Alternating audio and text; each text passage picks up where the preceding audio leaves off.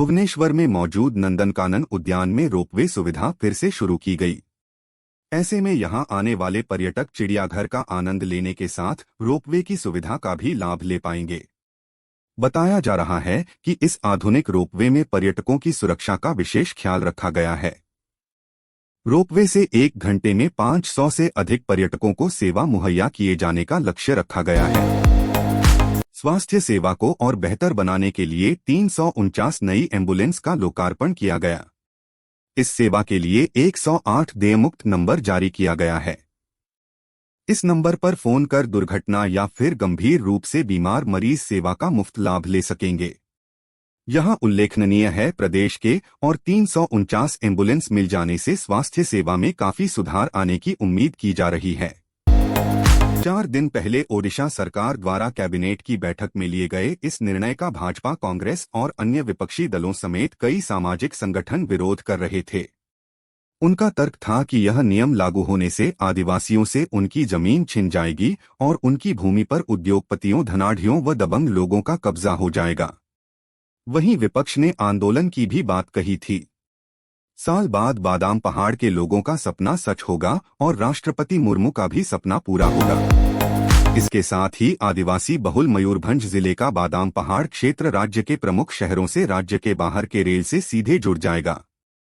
यही वजह है कि बादाम पहाड़ स्टेशन को पूरी तरह से सजाया गया है। इससे स्थानीय लोग भी गदगद हैं। ओडिशा के रायगढ़ से सनसनीखेज मामला सामने आया है, जहां प्रेम करना एक युवक को खतरनाक साबित हुआ है। युवक ने पहले प्रेम की, फिर रीति रिवाज से शादी करने के बाद घर दुनिया बसाई और बच्चे का पिता भी बना। हालांकि उसे ये नहीं पता था कि प्यार का अंजाम ऐसा होगा। अब पत्नी को दूसरे से प्यार हो गया, वह फिर प्रेमी के साथ मिलकर पति की हत्या कर दी। राजस्थान इलेक्शन 2023 हरदीप सिंह ने कहा कि अगर 25 नवंबर के विधानसभा चुनाव में भाजपा जीतती है तो राजस्थान में पेट्रोल कम से कम 11.80 रुपये प्रति लीटर सस्ता होगा। केंद्रीय पेट्रोलियम मंत्री ने शनिवार को जयपुर में एक चुनावी कार्यक्रम को संबोधित करते हुए यह बात कही। पुरी ने आरोप लगाया कि राज्य में कांग्रेस सरकार ने यहां सबसे ज्यादा उपकर लगाए हैं। छत्तीसगढ़ में मतदान की प्रक्रिया पूरी होने के बाद कांग्रेस भाजपा दोनों ही दलों ने हार जीत के अंकगणित पर मंथन करना शुरू कर दिया है। पार्टी सूत्रों ने बताया कि प्रदेश चुनाव सह प्रभारी डॉक्टर मनसुख मांडविया इस रिपोर्ट को लेकर दिल्ली पहुंच गए हैं। इधर कांग्रेस की प्रदेश प्रभारी कुमारी सैलजा प्रदेश कांग्रेस अध्यक्ष दीपक बैज ने शनिवार को राजीव भवन में एक सीट पर चुनावी मंथन किया। प्रधानमंत्री नरेंद्र मोदी ने कहा कि कांग्रेस अध्यक्ष मल्लिकार्जुन खड़गे ने मेरे पिताजी को गाली दी, जबकि उन्हें गुजरे 40 साल हो गए हैं। ये खड़गे को क्या हो गया? वह ऐसे नहीं थे। खड़गे का हाल ऐसा कैसे हो गया है? राजस्थान में चुनावी रैली को संबोधित करते हुए मोदी ने कहा कि मुझे कितनी गाली क्यों न पड़े। ओडिशा के जाजपुर जिले में एक जोड़े को जिंदा जलाने के मामले में पीड़ित पक्ष को 5 साल बाद न्याय मिला। कलिंगनगर थाना क्षेत्र के एक गांव में 2020 में बदमाशों ने एक दंपति को जिंदा जला दिया था। इस मामले में पुलिस ने 17 लोगों को गिरफ्तार किया था। कोर्ट ने दोषियों को सजा सुनाते हुए उन पर जुर्माना भी लगाया है। छत्तीसगढ़ में विधानसभा चुनाव के दूसरे चरण की 70 सीटों पर आज यानी 17 नवंबर को मतदान हुआ। गरियाबंद की नक्सल प्रभावित बिंद्रानवागढ़ सीट की 9 पोलिंग बूथों पर दोपहर 3 बजे मतदान खत्म हो गया, जबकि बाकी सभी 69 सीटों पर शाम 5 बजे मतदान का समय समाप्त हो गया। हालांकि कतारों में लगे लोगों को वोट डालने दिए गए। राजस्थान चुनाव को लेकर सभी पार्टियां जोरों शोरों से चुनावी प्रचार में जुटी हुई है। इसी कड़ी में भाजपा नेता और गृह मंत्री अमित शाह आज राजस्थान के अजमेर पहुंचे हैं। यहां उन्होंने गहलोत सरकार पर जमकर निशाना साधा और उसे सबसे भ्रष्ट पार्टी बताई। यहां पहुंचकर गृह मंत्री शाह ने लोगों को भाजपा सरकार को वोट देने की अपील की। मध्य प्रदेश में जारी मतदान के बीच नरोत्तम मिश्रा ने कहा कि जब आप ईवीएम पर कमल के निशान वाला बटन दबाते हैं तो भारत में जश्न मनाया जाता है। वहीं राज्य में भाजपा के अलावा अन्य कोई भी पार्टी चुनाव जीतती है तो पाकिस्तान में जश्न मनाया जाएगा। उन्होंने आगे कहा कि कमल का बटन दबाने से देश में शांति, सुरक्षा और संपन्नता आती है। बीआरएस नेत्री के कविता ने पूर्व केंद्रीय मंत्री पी चिदंबरम के बहाने गांधी परिवार पर निशाना साधा। उन्होंने कहा कि सोनिया गांधी, राहुल गांधी जैसे वरिष्ठ कांग्रेसियों ने माफी क्यों नहीं मांगी। उन्होंने कहा कि मैं राहुल गांधी से पूछना चाहती हूं कि वो माफी क्यों नहीं मांग रहे हैं। केंद्रीय शहरी कार्य मंत्री हरदीप पुरी ने कहा है कि स्वच्छता आंदोलन देश में सफाई के क्षेत्र में क्रांतिकारी बदलाव लाया है। 2014 में केवल 37% भारत खुले में शौच से मुक्त था, लेकिन रिकॉर्ड शौचालयों के निर्माण के बल पर 2019 तक लगभग पूरा देश इस विडंबना से स्वतंत्र हो गया है। हालांकि पुरी ने माना कि सफाई के क्षेत्र में अभी बहुत काम करने की जरूरत है। हैदराबाद में एक दंपति ने पहले अपनी 4 साल की बेटी को फांसी पर लटका दिया और फिर आत्महत्या कर ली। पुलिस ने बताया कि साईं कृष्णा और चित्रकला ने गंगापुत्र कॉलोनी में अपने किराए के घर पर फांसी लगाकर आत्महत्या करने से पहले अपनी बेटी तेजस्वी को फांसी पर लटका दिया। दंपति ने घर के दीवारों पर आत्महत्या के कारणों के बारे में लिखा है। कुटनाड़ क्षेत्र में एक धान किसान की आत्महत्या को लेकर केंद्रीय मंत्री शोभा करंदलाजे ने केरल की वामपंथी सरकार पर निशाना साधा। करंदलाजे ने राज्य सरकार पर किसान कल्याण के लिए केंद्र सरकार के धन का उपयोग करने में विफल रहने का आरोप लगाया। सहकारी समितियों और बैंकों में निवेश करने वाले कई किसान आत्महत्या कर रहे हैं क्योंकि भ्रष्टाचार की वजह से उन्हें पैसे नहीं मिल रहे। 2017 में एक यमनी नागरिक की हत्या करने के बाद कोर्ट ने निमिषा प्रिया को मृत्युदंड दिया है। अब उनकी मां ने दिल्ली हाई कोर्ट का दरवाजा खटखटाया है ताकि अपनी बेटी को न्याय दिला सके और वापस ला सके। इस मामले में निमिषा के साथ ही उनकी सहकर्मी जो एक यमन नागरिक थी, उसको भी उम्र कैद की सजा सुनाई गई थी। जेएनयूएसयू की पूर्व उपाध्यक्ष शेहला रशीद ने उमर खालिद को लेकर बड़ा बयान दिया है।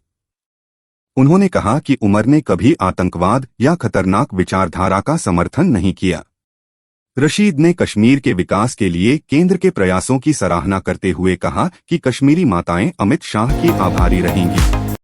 शेहला रशीद एक सामाजिक कार्यकर्ता और शिक्षाविद हैं।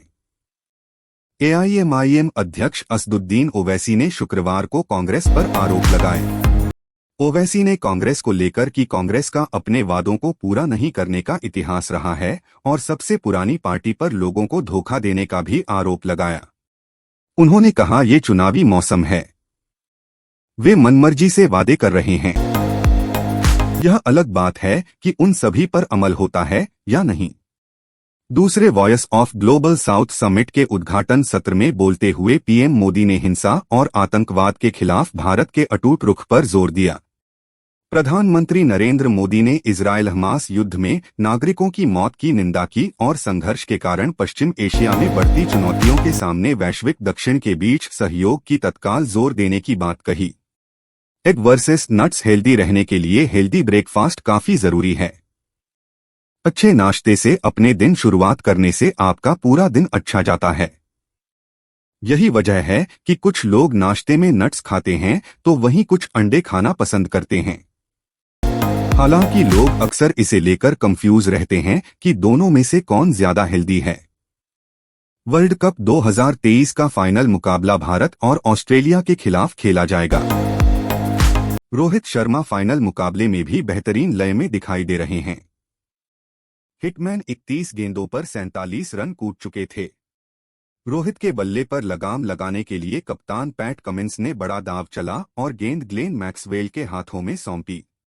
मैक्सवेल के दूसरे ओवर में रोहित ने ताबड़तोड़ अंदाज अपनाया और शुरुआती 3 गेंदों पर 10 रन बटोर दिए।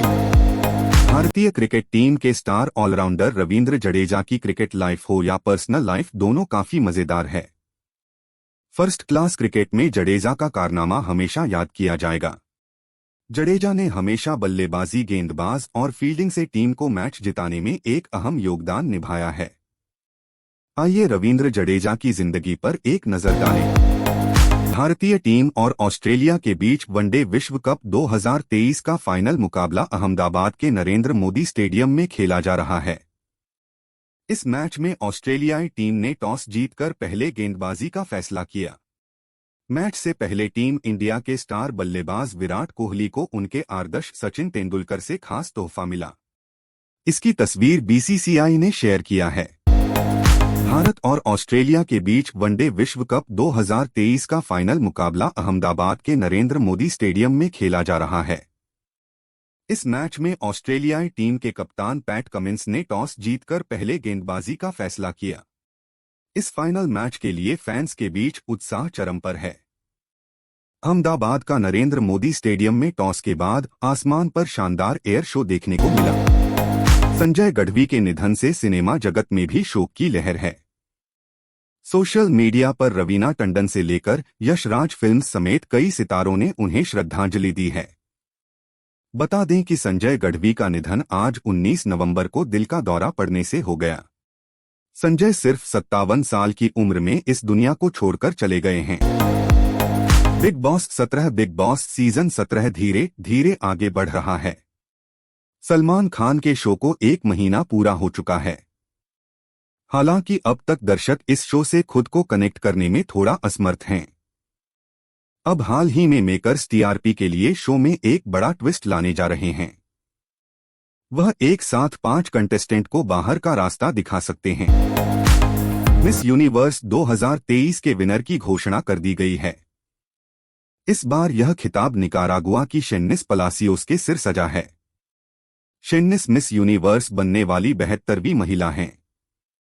इस ब्यूटी पेजेंट शो की कई तस्वीरें सोशल मीडिया पर देखने को मिली, जिसमें शेन्निस ताज पहनने के दौरान इमोशनल हो गई हैं। मलयालम फिल्म जगत से एक बेहद ही बुरी खबर सामने आ रही है। 47 साल के विनोद थॉमस का बीती रात निधन हो गया। पुलिस को एक्टर का शव एक होटल परिसर में खड़ी कार के अंदर मिला।